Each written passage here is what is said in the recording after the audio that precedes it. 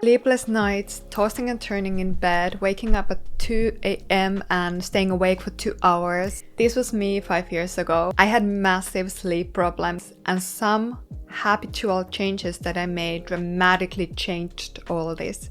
I will tell you in this video what I did to massively improve my sleep, achieve the reality in which I'm sleeping 8 to 9 hours every night without major interruptions in the sleep and with feeling energized and awake without an alarm clock. I started eating earlier dinner. So previously I would eat my dinner around 7 or 8 p.m, which was okay. I could still catch a sleep, but as I measured my sleep quality, I noticed that it actually had a big impact on my deep sleep. The study of optimal eating time is called chrononutrition. So it can be very individual when is the best time for you to eat. But in general, it's good that you have already metabolized the food before you go to bed. So now I shifted my dinner to around 5 p.m. and that makes a huge impact not only to my sleep but to my evenings as well. I feel more relaxed, I have more time in the evening to just, chill, and I just feel better. So next I'll tell about some of the little snacks that I might take before bed that also supports sleep. Cherries. Many people use melatonin supplements for sleep because melatonin is the primary sleepiness hormone. The issue with melatonin supplements is that for some people they may cause grogginess or side effects that they don't like. Science have developed into a state where we are able to estimate how much certain foods contain certain nutrient or amino acid or hormone, and now we know that certain natural whole foods contain melatonin or the precursors of melatonin, namely serotonin and tryptophan. And one of these foods are tart cherries. Multiple studies show that eating cherries or drinking tartary juice in the evening can improve sleep quality and reduce the time that it takes to fall asleep. So I've noticed a massive improvement in how fast I'm able to catch sleep if I eat cherries during the day. So I might snack cherries during the day, put it in my smoothies, or have them after dinner. Also, kiwi fruits contain serotonin and can support melatonin production. Couple studies show that eating 1 to 2 kiwis about 1 hour before bed can significantly improve sleep. Next, I'm going to talk about the supplements that have improved my sleep. First one is magnesium. I started using high doses of magnesium about 5 years ago to prevent my migraines. The dose was about 400 to 600 milligrams in the evening, and this actually improved my sleep a lot. So magnesium can naturally calm down the nervous system. In studies, magnesium supplement has shown to reduce the time that it takes to fall asleep about 17 minutes. I also take 3 grams of glycine in the evening because it lowers body temperature and it improves GABA signaling in the brain, which is the relaxing neurotransmitter that helps you to relax and fall asleep.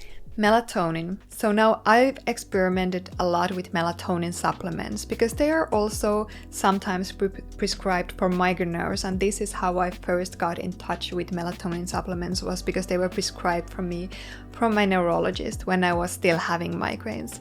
So I tried the high dose melatonin. I think it was like 3 milligrams, and it caused me crazy nightmares, heart palpitations. It just didn't do any good for my body or my sleep. Then I learned that the body physiologically makes only 0.3 milligrams of melatonin, and I started trying this very small dose of 0.3 milligrams of melatonin supplement, and that actually works wonders for me. I found this perfect supplement called Herbatonin. It's not sponsored, I just really like this product and I use it. So it's not a synthetic one, it's a plant one made from rice, alfalfa and chlorella. One more thing about this food supplement category I want to mention is carbohydrates.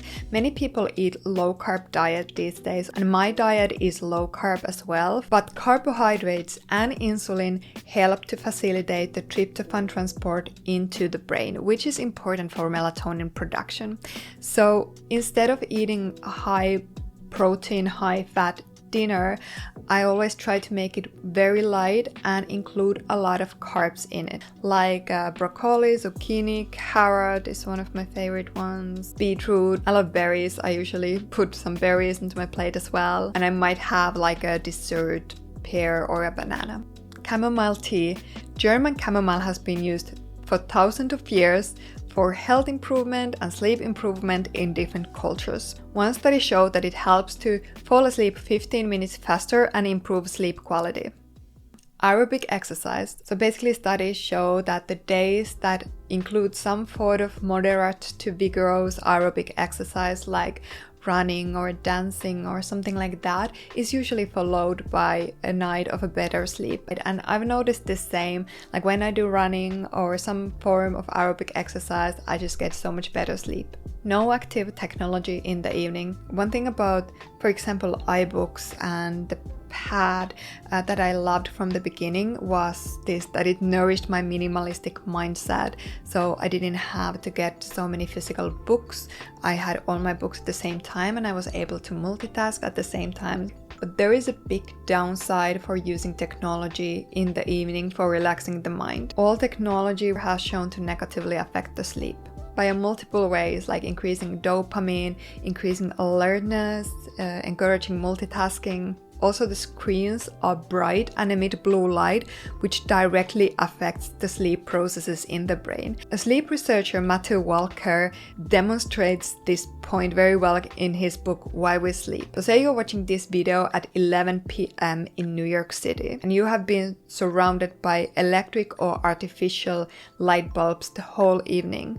So now your clock may say that it's 11 p.m., but your biological clock, your body clock, is in the time zone of Chicago 10 p.m. or even San Francisco 8 p.m. This is because all of this light stimulation and mental stimulation has paused your melatonin production and your natural sleep processes. So recently I have read more physical books in the evening, and I must say I fell in love with it. It's a very different feeling than reading a book from the iPad, for example. It's just me absorbing to the text, all without notifications or going to search something online. It's just me and the book, and it feels extremely freeing and relaxing. So all in all, what I've learned is that the most of the things that disrupted my sleep previously was related to circadian rhythm and how the modern lifestyle very easily disrupts melatonin production and the natural healthy circadian rhythm. And the second thing that I've learned from this process is that